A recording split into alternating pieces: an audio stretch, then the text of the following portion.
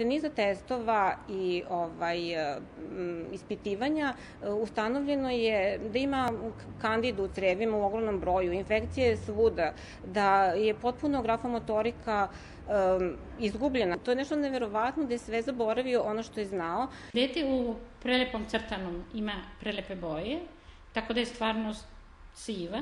Ima zvuk koji je visok, jasan, tako da su reči mame i okoline isto neprimetne i ima pokret, ali pasivni pokret. Ni u čemu ne učestvuje, nego samo na pasivnom nivou i negde jedan od apela je da se treba igrati sa decom. Tretman se vezuje za smetnje koje dete ima, za oblike ponašanja koje ispoljava, nevezano sa tim da li definitivna dijagnoza postoji ili ne. I svakako da je vrlo važno da zakonska regulativa prepozna ulogu defektologa i da uključi što više specijalnih edukatora i rehabilitatora u rad, pre svega u predškolskim ustanovama.